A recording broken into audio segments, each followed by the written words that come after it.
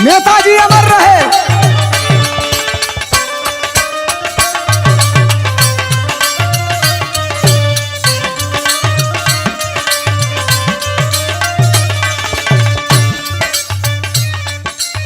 साथियों, देश श्रद्धांजलि दे रहा है अपने नेता धरती पुत्र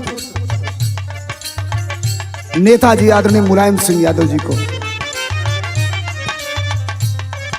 अंधेरा है सामने, रास्ता नहीं दिखाई दे रहा है, लेकिन अंततः ये बात धर्मेंद्र सोलंकी आपके बीच में निवेदन पूर्वक कहता है कि नेताजी का शरीर केवल इस दुनिया से गया है, नेताजी आज भी हैं हमारे बीच में, आपके बीच में, आम जनमानस के बीच में। ये लाइन पढ़ रहा हूं नेताजी को श्रद्धांजलि के रूप में। क्या आज भी जिंदा है नेताजी, आज भी जिंदा है नेताजी, कीर्ति जिनका कायम है। माननीय मुलायम सिंह यादव जी,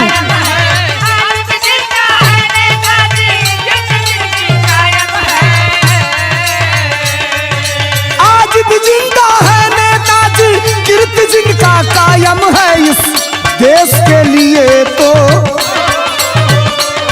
इस देश के लिए तो अखिलेश ही मुलायम है। देश के लिए तो,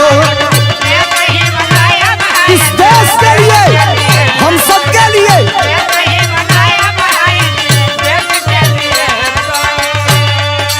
आज भी जिंदा है नेताजी, कीर्ति जिनका कायम है।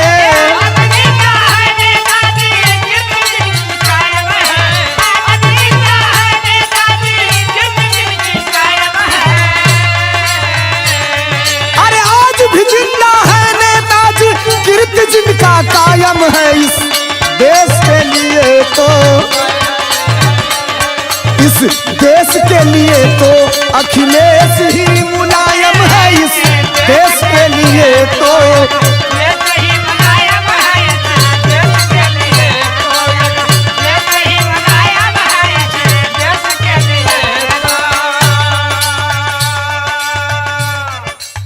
दुनिया रो रही है, कुछ कलाकार साथी भी रो रहे हैं। श्रद्धांजलि गीत में बरबस आंखों से आंसू निकल जा रहा है, लेकिन ये रोने का वक्त नहीं है। युग पुरुष कभी मरते नहीं, युग पुरुष अमर होकर के जाते हैं अपनी कृतियों को आपके बीच में छोड़ करके। और दुनिया कुछ भी कहे, कोई कुछ भी गाए, दुनिया जानती है धर्मेंद्र सोलंकी जब गाता है अपने नेता के लिए तो उस गाने का एक वजूद होता है। मैं तो डंके की चोट पे कहता हूं, क्या दो ही पुत्र हुए धरती पर और रहेंगे कायम। दो ही पुत्र हुए धरती पर और रहेंगे कायम। दो ही पुत्र हुए धरती पर और रहेंगे कायम। इस धरती पर केवल दो पुत्र हुए, दो। अब सुनिए, आप कहेंगे कि ये कैसे कह रहा है, साबित कर रहा हूं। दो ही पुत्र हुए धरती पर और रहेंगे कायम।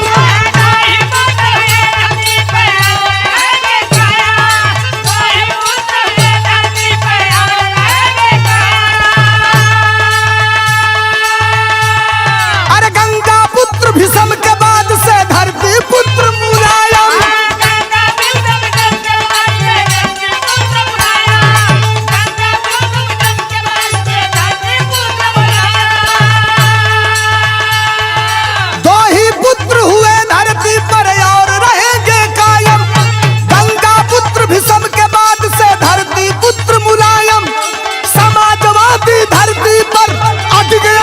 मुलायम है इस देश के लिए तो,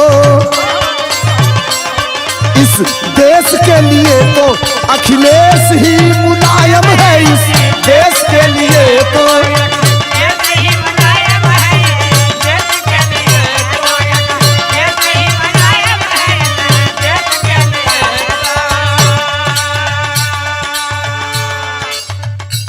मुलायम सिंह यादव किसी व्यक्ति का नाम नहीं है।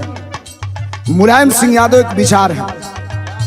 मुलायम सिंह यादव अपने आप में संपूर्ण क्रांति के जनक हैं। मुलायम सिंह यादव एक आंदोलन है और मुलायम सिंह यादव का नाम इस देश में एक ऐसा नाम है, हर सभाओं में आप सुनते होंगे, जो कहा वो कर दिखलाया, जिसका जलवा कायम है और जिसने कभी ना झुकना सीखा उसका नाम मुलायम है। दो पुत्र हुए धरती पर, नेता भी दो हुए धरती पर। सुनिए ये लाइन, क्या नेताजी भी दो ही हुए, अमर हो गई गाथा।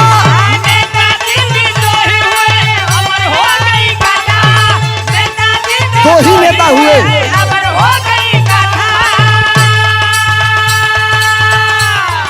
सुभाष के बाद मुलायम सिंह की बदल गई परिभाषा।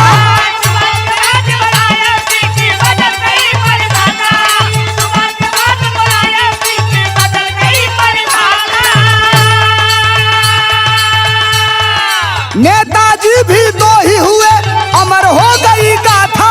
सुभाष के बाद मुलायम सिंह की बदल गई परिभाषा। अरे झुके जहां सम्मान में सर वो स्वाभिमान भी कायम है। झुके जहां सम्मान में सर वो स्वाभिमान भी कायम है। इस देश के लिए तो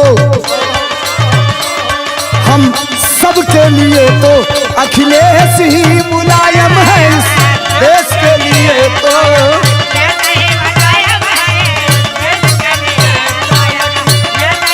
अखिलेश ही मुलायम है।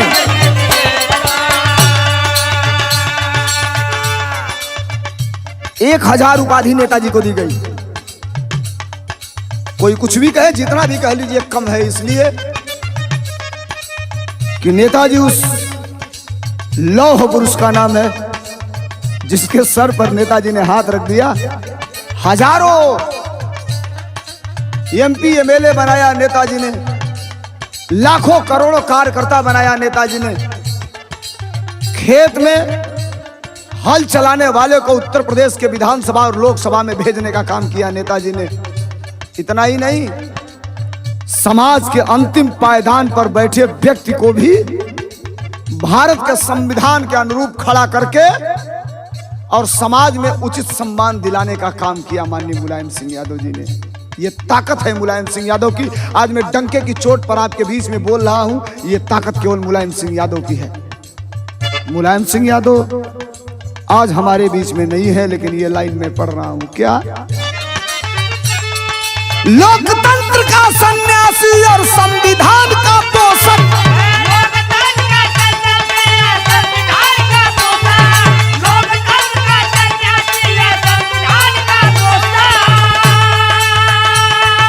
जनमानस में जन क्रांति के रहे सदा उद्घोषक। नेताजी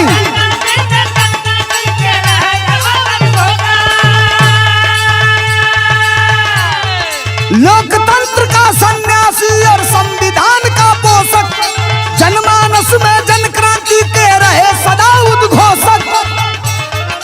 सोलंकी के गीत में बनके, इस सोलंकी के गीत में बनके 24 घंटा गायन है। इस देश के लिए तो, इस देश के लिए तो अखिलेश ही मुलायम है। इस देश के लिए तो अखिलेश ही मुलायम है। इस देश के लिए तो अखिलेश ही, हम सब के लिए तो अखिलेश ही मुलायम है। इस देश के लिए तो, सब के लिए तो अखिलेश ही मुलायम है। इस देश के लिए तो मुलायम सिंह यादव अमर रहे।